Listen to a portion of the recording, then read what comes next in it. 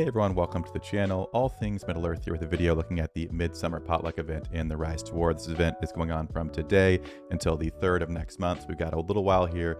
You can make sure to maximize all the rewards. So info coming up on how to do that in just 1 second.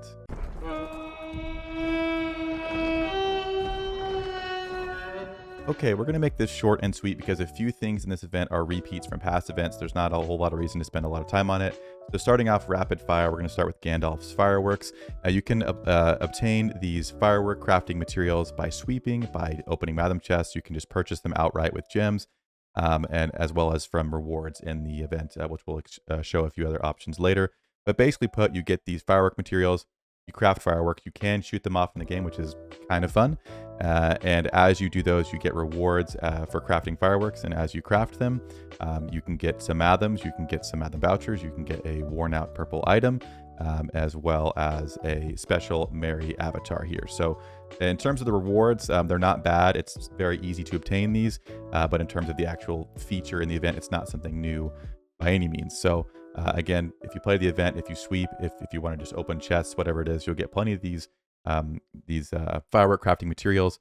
You can craft them and get some pretty easy rewards. Not a whole lot to say about it because it is a repeat, but it's free stuff, so it's all right. Next up is the gifts from afar. This is the login calendar for the event. This goes for 10 days, and every single day you get 50 gems, so 500 gems total, as well as some ingredients that you can cook with, which we'll cover in just a second. And every other day, it looks like you do get some of the firework materials. So again, quite a few of these as you go along, just in case you're not getting them from the other areas. If you're not doing sweeping or not opening chests, there's plenty of ways to get them within the event itself. So that is the login calendar. Just log in, click it, get your items, move on. Next up is the Midsummer Potluck Special Mathem chest. There is a good and an evil chest.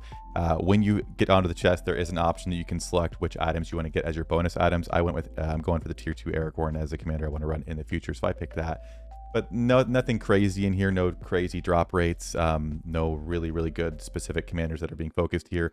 So I would say, depending on what you're going, good or evil, just pick a commander that you're trying to get to a next threshold for respect or unlock for the first time. You know, if you're playing evil, like Gothmog's a great commander, or Alerts, things like that.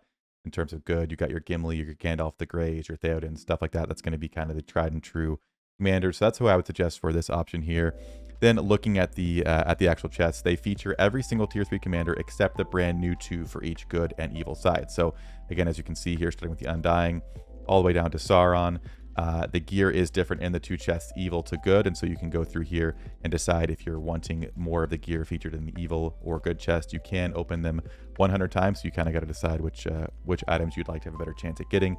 But as you can see here, a little bit different in the good chest for the items. And in terms of the tier 3 heroes here, the commanders, we have all of the ones here except for the brand new 2, which would be Treebeard and Isildur. We have the tier 3 Nazgul and then Sunid for the evil chest that's not in there. But other than that, everything's in here. So on the whole, I would say that this is an interesting chest.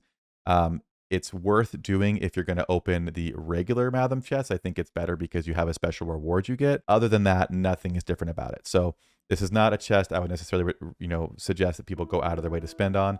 If you're not spending right now, I wouldn't say spend on this chest. If you're going to spend on these regular chests, then go ahead and do the 100 here. It's not going to hurt you. You'll get a little bit extra, but the drop rates and everything else is the same.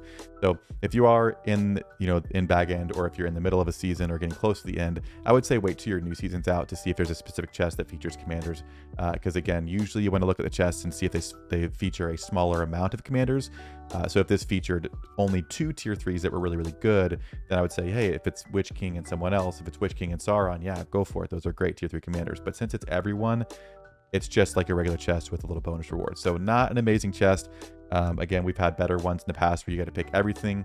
We've had the wheel before. So this one's a little bit lackluster in terms of the mathem, but it is what it is. I wouldn't necessarily go near it unless you're going to open regular chests, which if you are, then get your 100 and get your extra rewards. That's kind of it for the chest. Now, last but not least, the Midsummer Potluck is the unique feature in this. You've got this cooking pot here that you can put ingredients into with Merry and Pippin here, and they're going to cheer us on as we go. So you have to open up your recipe book, and you can see here there's these different things needed for different recipes. And you click those items, you put them in the cooking pot, and then there's going to be a little fire indicator. So let's see if we can pull up a recipe and cook something that we have ingredients for. So we are going to go for one of the items that don't have a recipe here, so you can see how this one works. This one, shout out to Archangel for posting this to Discord and just saw it here. It is the mince pie, red meat, flour, and seasoning. All we got to do is drag our items in here. We got the flour, we have the seasoning, and we have the red meat. By the way, all these items are obtainable by sweeping when you open Mathem chest. Just the regular way you obtain anything for events they do, that's how you do. You can also just pay 20 gems per item if you really want to get them, but I would say just don't worry about that. Just sweep if you can. This is the mince pie.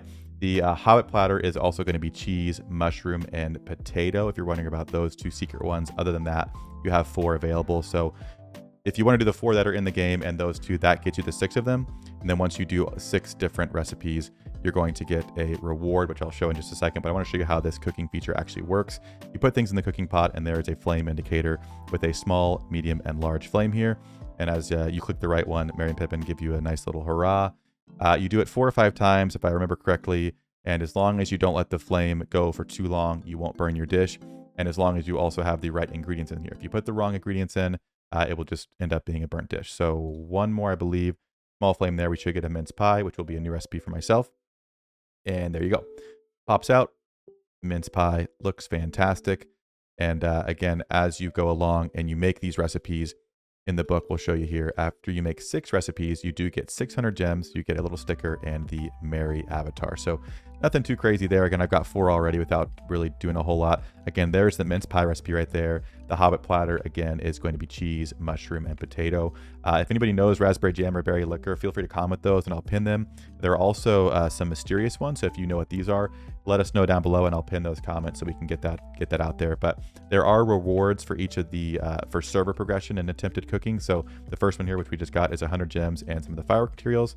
Next one's 200 gems and more firework materials. Last one is a medal and a Midsummer Potluck sticker. So pretty basic stuff, but again, all in all, you can probably get like over 1,000 gems at least doing this event pretty casually, which isn't a bad thing. Last note I will make, in the tavern, if you go into the tavern, there are different people here who are asking for specific items. So again, the tasty fennel cake or the Hobbit stew there, or the special stew, will get you what they call optimal rewards for that item. If you don't do optimal rewards, so I'll show you here, I'll just go ahead and get rid of one of mine. I got a blueberry pie. If I just click send, it gives me 2 of these, 2 firework materials, whereas the optimal one I think had 6. So it's not great. I would suggest basically going into the tavern, seeing who's there, making those specific items if you can, and get your rewards a little bit better. But at the end of the day, if you just sweep a few times, get some stuff, you can probably get the max rewards with very, very little effort in the time frame of this event. But again, nothing crazy. The Midsummer Potluck thing is interesting. It's a unique thing that, hey, it's a new thing. So I appreciate when there's new things in the game.